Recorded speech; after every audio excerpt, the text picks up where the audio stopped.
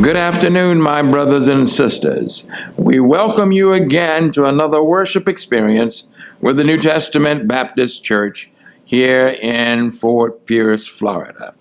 We encourage you to continue to send your tithes and offerings to 812 North 7th Street or make use of our convenient Givelify app. We praise God for you, and this afternoon we will be having some special guests. The first guest is the Reverend Thomas Rhyant Jr. He is homegrown. He is a part of the city here and a part of the family. He's here with us, and he will be singing. He is the lead singer of the Violinaires. You've heard of them. He's gone across the country and around the world. So he's here as a special guest. And the next voice you will hear after that will be the Reverend Charles Williams, who is the associate minister over at First Bethel Baptist Church here in the city. We encourage you to sit back, enjoy, and enjoy Jesus with us. God bless you and God keep you is my prayer. And oh, just like that old river I've been running ever since. It's been a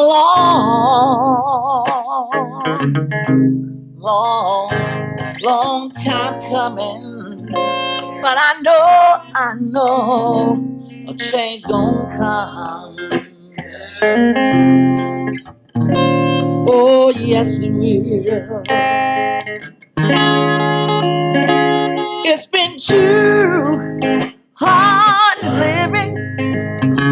I'm afraid to die.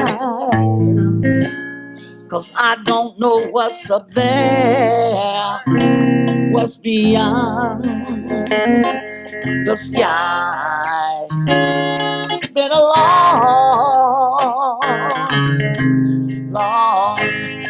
long time coming, but I know a change gonna come. Oh, yes it will. Said I go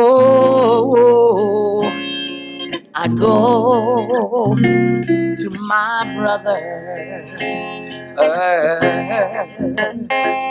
I say, brother, will you help me please?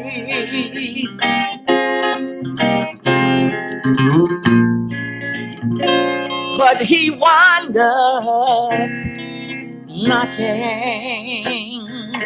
me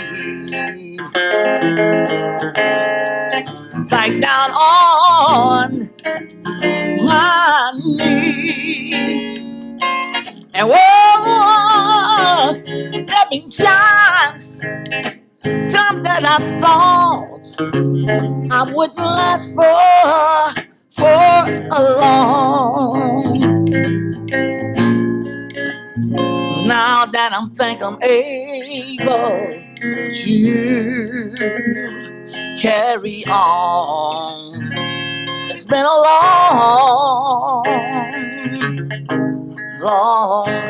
long time coming, but I know the change gonna come. Oh, change gonna come. Nothing stays the same. No, a change gonna come. Yeah, a change gonna come. Oh, yes it will. Our speaker for this morning is Reverend Charles Williams. Yes, sir. Reverend Williams serves as the assistant pastor of First Bethel Baptist Church under the leadership of Pastor Eldridge Baldwin. Reverend Williams has been an active member of First Bethel for over 15 years. One of his cherished accomplishments is he has been walking with the Lord, with our Lord and Savior, all his life. Yes, sir. And he has been in the ministry for over 27 years. Yes, sir. I introduce to some and present to others my cousin, Reverend Charles Williams. Let us pray. Gracious Father, as we come before your throne of grace and mercy, we come, Heavenly Father, in the humblest way that we know how. We come, Heavenly Father, realizing that it's you that we need. And Heavenly Father, I pray that you would just let your Spirit use us today right now. Speak to us, Heavenly Father. Give us the word, the power, the strength that we need. In times like these, Heavenly Father, we can't do anything without you. We know, Heavenly Father, that it's you that we need. And Father God, I pray that you move me out of the way and let these and thy people see the cross. Yes, sir. In Jesus' name we pray. Amen. It's truly indeed an honor to be here today, Yes, sir.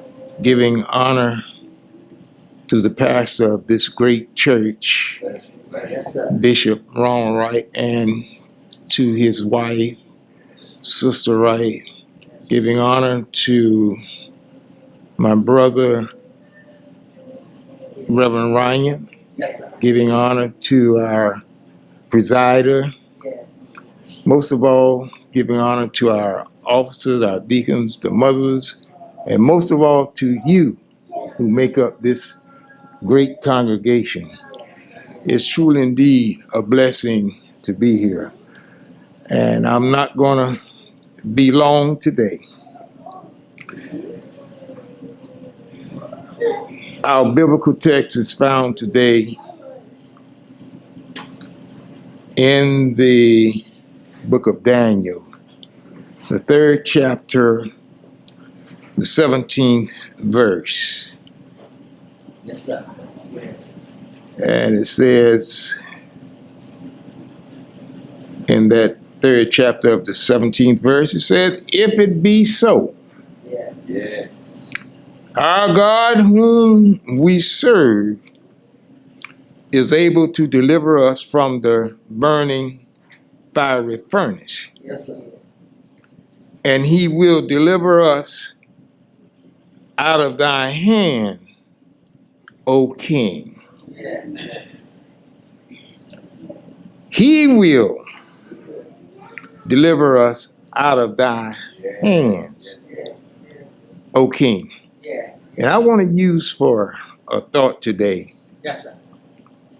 faith in the furnace of oppression. All right. Faith in the furnace of oppression. Yes, sir. Yes, sir. There's a weight that does not lift with time.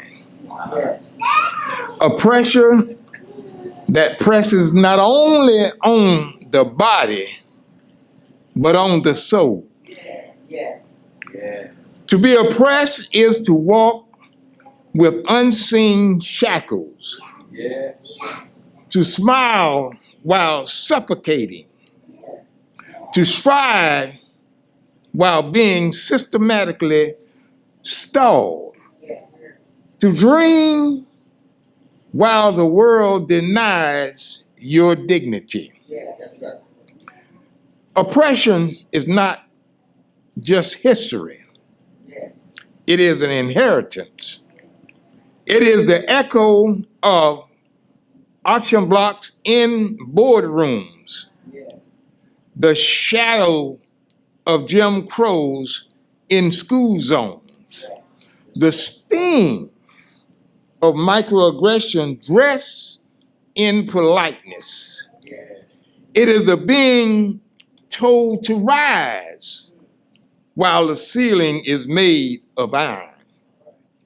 You see, it is being called resilient while the fire keeps burning around you. And yet, here we are. Yeah. Yes, sir. We're not consumed. Yeah. We're not crushed. We're not canceled. Yeah. Uh-huh. Because there is a fourth figure in the furnace. Yes, sir. All right. One who walks with us in the heat. Yeah. One who refuses to let the flames define our future. Yeah. Yes, sir. You see, this sermon is not just about survival. It's about a sacred resistance. Yeah.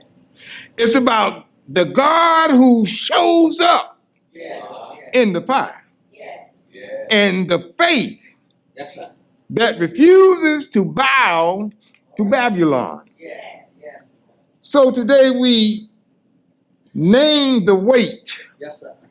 we honor the courage, and now we stand in the tension. Yeah.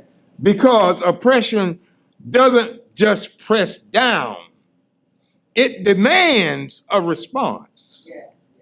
It asks, will you bow? Will you break? Will you believe? You see, in these days, when we look at what we are dealing with Yes, sir. in these days, Yeah. we cannot let this oppression make us bow down. Yes, sir. Because if you look at our Black history, Yeah. if you look at how they want to take it out Yeah. of our schools, Yes, sir. Yes, sir. they don't want us to know our history. Yeah. Show enough. We have one saying talking about slavery was good for us. No. They don't want others to know how we was being oppressed. Yeah. Yeah. We have a government today that is so one-sided. The only way is the white way. No. The only way is God's way. God. Yes, sir. You see, as I said, this sermon is not about survival. You see, it's about a sacred resistance. And that's where we meet three young men in Babylon, Shadrach, Meshach, and Abednego. They were not kings, not prophets, not priests, but they were just believers. Believers who stood when the empire say kneel. Believers who chose conviction over comfort. Believers who dealt with the allegiance over assimilation. You see, they felt the pressure.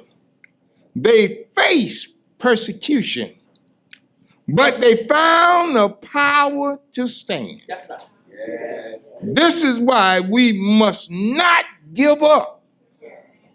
We must not let oppression stop us. Right. Let's walk with them a little bit through this fiery ultimatum. You see, there was pressure, persecution, and the power to stand. Yeah. First, there was pressure. Yes, sir. The pressure to conform is relentless. You see, in Babylon, it came with the trumpets and the decrees. In our world, it comes through policies, prejudice, and political suggestion. that tells us to tone it down. Black bodies have been pressured to shrink, to assimilate, to be silent, from the plantation to the pulpit, from the classrooms to the courtroom. Yes, sir. The demand has been the same: bow or burn. But the pressure is also prophetic. It reveals what is planted deep. And when squeezed, faith either folds or flames. Then there the persecution. Yes, sir. Persecution isn't just physical. It's psychological, it's generational, Yes, sir. and systematic. Yeah. You see, it is the denial of opportunity, the distortion of history, the desecration of dignity. Yeah. The Hebrew boys weren't just threatened, they was targeted. Just like our ancestors were targeted for their skins, for their strength, and their spirit. And yet persecution had never been the end of the story. It is the soil where the prophets grow. You see, prophets have the power to stand. That is why they said, we will not bow. That's not arrogance. Yes, sir. It's prophets have that allegiance. You see, they stood not because they were fearless, but because they were faithful. And that's one reason why we should never give up, Yes, sir. because our faith will help us to stand. You see, the power comes from knowing who you serve. It's not rooted in popularity, but in purpose. In the Black experience, standing looked like singing in change, preaching in protest, and praying through pains. It was Rosa Parks on the bus, Fannie Lou Hammer in a courtroom. It's every grandmother who kept praying when the world says stop. If you ever stood when it wouldn't been easier to bow, say amen. Yes, sir. If you ever felt the heat but held your ground, say hallelujah. You see, oppression is a furnace, but not a place of destruction. It is also a womb. It's like a fiery chamber where faith is formed, where dignity, the identity and dignity is refined, and where testimony is born. The furnace is not the end. It's the beginning. It is where God takes what the enemy meant for evil and turn it into the evidence of his presence. Like gold in the crucible, like bread in the oven, like a seed breaking open in the dark. Yes, sir. The fire is not just burning us, it's building us. And when the flames rise the highest, Yes, sir. just when the world expects us to be consumed, there appears to be another in the fire. Not a rescuer from afar, but a redeemer within. The miracle of Daniel chapter 3 is not that the fire was voided. No, it was the God that stepped into it. So we move with the Hebrew boys from the pressure to the present, Yes, sir. from the persecution to partnership, from the heat to the holy. You see, there was presence in pain. God was in the midst of the fire. You see, the story of the Hebrew boys is just not a miracle. Yes, sir. It is a revelation. Yeah. The king peers into the furnace expecting ashes, Yes, sir. but instead he sees movement. Yeah. He sees life. Yes, sir. Yeah. He sees liberation. Yeah. He sees a fourth figure, Yeah. radiant and unbound. Yes. Yeah. The king says, "Lo, I see 4 men loose, and the form of the fourth is like the Son of God." This is a divine paradox. The fire is real, but so is the fellowship. You see, God shows up in the furnace, not just in the temple. You see, the Hebrew boys didn't encounter God in the palace or the sanctuary. No, they met him in the flames. And when we live each and every day with the injustices that we face, believe me, God is with us.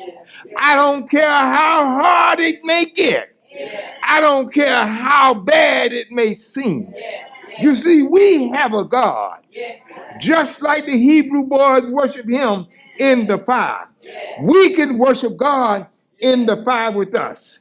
Just like they worship him in chains, we worship God in the same chains. Just like they worship him in the fields, we worship him in the fields also. Just like they worship him in the jails, we worship God in the jails also too. Because when they sang, he walks with me, he talks with me, it just wasn't a lyric, it was survival. You see, the fire in our lives reveals what comforts conceal. In comfort, we often forget what sustains us. But in crisis, there is clarity. The furnace strips away the illusion. It exposes idols. It forces us to ask, who is with me when everything else burns? And the answer to that question is Emmanuel. God is with us. I don't know about you, but this is not just the presence. It's proximity. You see, God doesn't send angels from afar. He steps in himself. I'm glad that I serve a God that is able to come to my refuge. I'm glad that I'm able to serve a God that I can feel him every day of my life. I'm glad that I serve a God that keeps the fire from consuming me. You can rest assured the fire burns the bondage, but not the believer. You see, the scripture says the fire consumed the rope, but not their robes. Not a hair was singed. Not a scent of smoke was detected. You see, the divine precision. God allows the fire to touch what binds us, not what defines us. You see, in our history, the fire of oppression has burned our institutions. It has burned our reputation, and sometimes our illusion. But it could not burn the soul of a man, nor could it burn the soul of a black church. It could not silence the songs. It could not erase the witness. We're still singing. You see, the Hebrew boys just didn't survive. They emerged walking, not crawling, not limping, but they emerged walking. It was a declaration of a divine defiance against destruction. You see, the text says, and the princes, governors, and captains saw these men upon whose bodies fire had no power, nor was a hair on the head seen, neither were the garments charred, or the smell of fire had passed on them.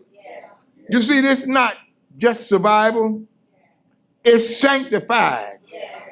You see, the fire did its worst, but it could not touch what God had sealed. That's the posture of those who had been held by God in the heat. And when they came out, they didn't just testify. They transformed the testimony of a king. The king said, "Blessed be the God of Shadrach, Meshach, and Abednego." So we move from pressure to presence. And now we move to purpose. What does God's presence produce? You see, it produces people presence for a praise. The furnace meant to erase them, but instead it revealed them. The fire stripped away what was superficial, but it could not scorch that was sacred. You see, the three Hebrew boys, they survived the confirmation of their faith throughout the calamity. In our own story, the fire of racism, poverty, and persecution had tried to define us. But you see, it failed. And that's because our identity was not forged by oppression. It was anchored in a divine purpose. You see, we're not, what we've been through, but we are what we've been called to. You see, the three Hebrew boys have walked out physically untouched, but their faith was internally scarred by the experience. They were strengthened, and many of us carry scars also today. Those scars can be visible or invisible. Those scars are not shameful. They are sacred, and every scar tells a story. You see, there is another story that I would like to tell. You see, in that fourth that walked around in that fiery furnace was nothing but my Lord and Savior, Jesus Christ. They took my Jesus, marched him up a hill called Calvary. They stretched him out, nailed his right hand, and they nailed his left hand. They riveted his feet, and then they stretched him high and wide. And I read in his word that he said, if I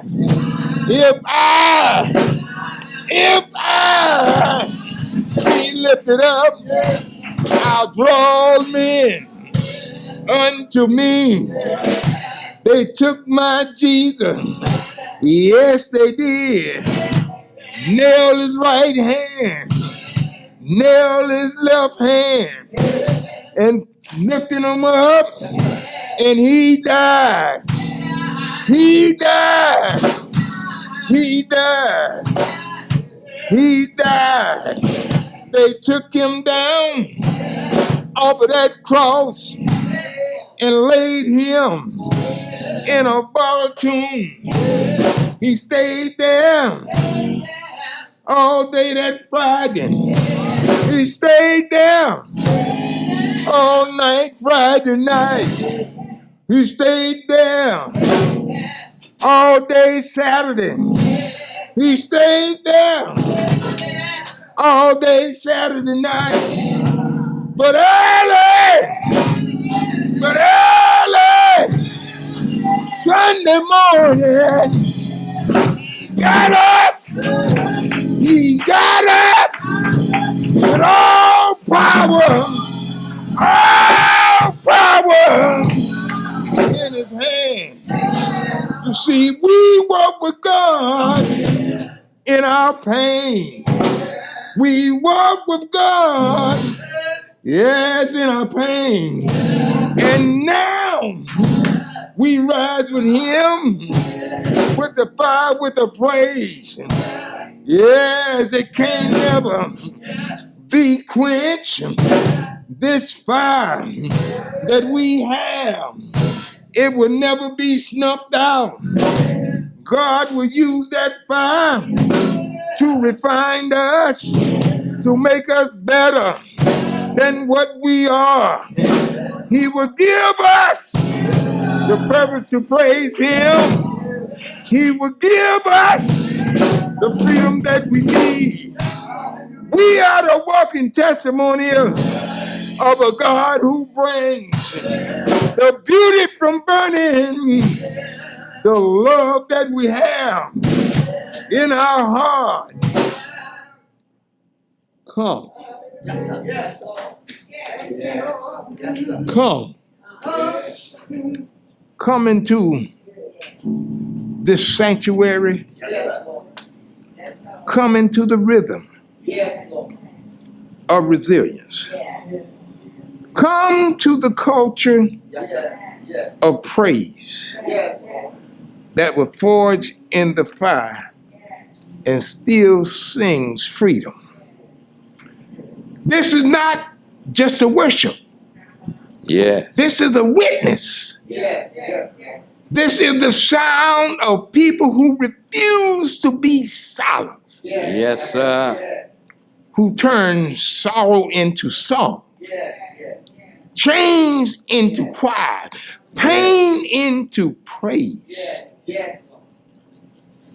Come, Come. stand with your people who knows what it means to be held in the fire and still come out. Oh, Yes, yes. Thank you, Lord. Martin Luther King had a vision. Uh-huh. Join the legacy of the believers who lift up every voice and sing. Yes. Not because life is easy, but because God is faithful. Yes, he is. Yes. Yes.